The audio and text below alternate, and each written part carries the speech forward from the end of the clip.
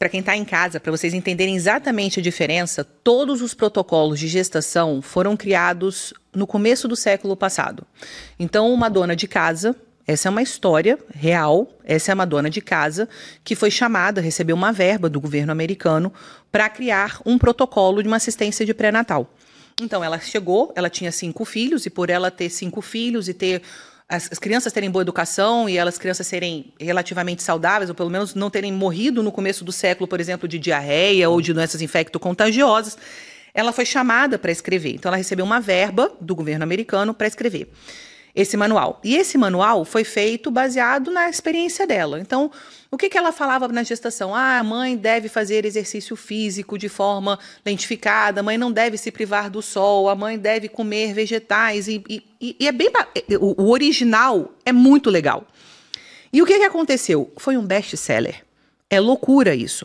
Mas foi um dos folhetos mais vendidos pelas sociedades americanas, tem um nome, porque não é mais a mesma sociedade, enfim, por uma sociedade de medicina pública, de saúde pública nos Estados Unidos no começo do século. E aí, o que aconteceu? Naquela época, o Colégio Americano de Obstetras e Ginecologistas, ele falou o seguinte: então, ela, que é uma dona de casa, está falando sobre isso. Não tem validação nenhuma. Então, deixa eu fazer o seguinte, eu vou pegar este manual e vou agora colocar com o nome da Associação de Ginecologistas e Obstetras aqui nos Estados Unidos. E este é o mesmo protocolo de pré-natal que nós obedecemos, por incrível que pareça, até hoje. No sentido de pré-natal mesmo. Não estou falando de intervenções obstétricas, de sulfato de magnésio, mas do conhecimento em pré-natal. Se a gente tivesse ficado só com o manual dela, estava ótimo. O problema é que a coisa começou a ser adaptada de acordo com os interesses da indústria farmacêutica. O que é importante, por que a gente fala do pré-natal do século XXI? Imagina que esse conhecimento, você para e pensa, imagina que esse conhecimento foi feito antes da Primeira Guerra Mundial, antes da Segunda Guerra Mundial, antes da Guerra Fria, antes da indústria farmacêutica, antes de produção de todos os medicamentos que a gente está vendo hoje, de biológicos, enfim, tudo que a gente está vendo, antibiótico terapia. Todo esse manual foi feito todas essas questões. Então é só voltar no tempo, fecha o olho e fica lá imaginando 1910 e o que tinha naquela época. Este manual é que é transportado para hoje.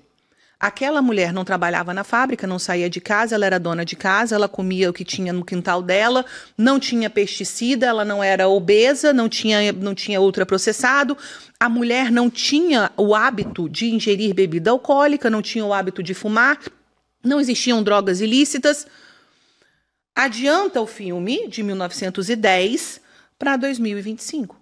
O que nós vemos hoje? As mulheres saíram para o mercado de trabalho, têm menos filhos, cada vez mais tarde, têm o consumo de ultraprocessados, bebem, ingerem mais bebidas alcoólicas, consomem mais drogas lícitas e ilícitas, têm menos atividade física, estão mais estressadas, têm alteração do sono, têm mais doenças, cada vez mais diabetes, obesidade, hipertensão, cada vez mais cedo. O panorama médico, e eu não estou nem falando só do pré-natal, mas o panorama médico é completamente diferente. E isso não foi acompanhado em relação ao pré-natal. Então, o que a gente fala hoje do pré-natal do século XXI, primeiro, é entender o contexto. Nós estamos no século XXI oferecendo uma assistência médica para gestantes. Eu não posso ainda manter, apesar, de novo, eu repito, aquele primeiro manual era maravilhoso, foi o que foi feito depois em relação a isso. Mas não se pode manter ainda a ideia de que aquela mulher que está engravidando é uma mulher de 19 anos, recém-casada, que vai ter 15 filhos do mesmo marido, porque aquilo ali é a história da vida dela, que vai comer o que ela plantou no quintal dela e que não vai... É isso. Então, essa mudança, ela tem que ser acompanhada também pela assistência, porque a gente sabe que os dados epidemiológicos, eles são relevantes para aquilo que a gente vai encontrar no consultório. Então, o pré-natal do século XXI, primeiro, acompanha os dados epidemiológicos. Hoje nós temos mais mulheres grávidas depois dos 40 anos do que nós temos mulheres abaixo de 18 anos, pela primeira vez na história. Nós temos mais mulheres acima dos 35 anos querendo engravidar do que nós temos mulheres abaixo dos 25. E isso muda completamente. Nós temos hoje, definido pela Organização Mundial de Saúde, não é uma invenção, é Organização Mundial de Saúde, o termo fome oculta, porque nós estamos diante de uma epidemia de desnutrição. Desnutrição. Ah, mas a fulana tá lá porque ela come, porque ela tem acesso, porque tem mercado. Mas a densidade nutricional, vitaminas, minerais, macronutrientes, ela não existe mais. E isso que é importante a gente entender. Então, nós estamos hoje vendo uma paciente no consultório, no pré-natal, diferente do que era visto antes. E eu preciso acompanhar os dados epidemiológicos para compreender a respeito desta mulher. Então, não é ideia pensar que existe desnutrição. Isso é um fato. É tanto um fato que a própria Organização Mundial de Saúde já faz um polivitamínico na gestação e já está aprovado, inclusive, por várias meta-análises e Cochrane e todas as outras que todo mundo gosta de citar, já está aprovado que reduz a incidência de complicações, inclusive sendo pequeno para a idade gestacional e parto prematuro.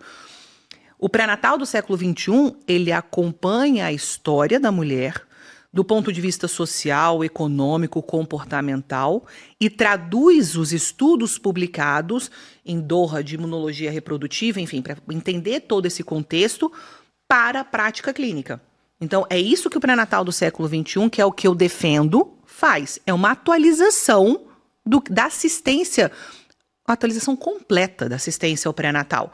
É não enxergar mais a mulher grávida simplesmente como um número que entra no consultório para preencher um cartão de pré-natal, mas enxergar que aquela mulher, ela traz uma história, ela traz os dados epidemiológicos dela, ela traz a idade, ela traz a história da mãe, da avó, da família e o contexto em que ela está do ponto de vista socioeconômico também. Ela dá plantão noturno? Eu dava plantão noturno. É uma das coisas mais horríveis que a gente pode fazer durante a gestação. Então, hoje, a informação, ela tem que acompanhar o desenvolvimento humano. A informação médica, o conhecimento médico tem que acompanhar o conhecimento e o desenvolvimento humano. E é isso que o pré-natal do século XXI faz. Traduz essas informações com os dados científicos para que a gente possa ter uma assistência adequada. Eu converso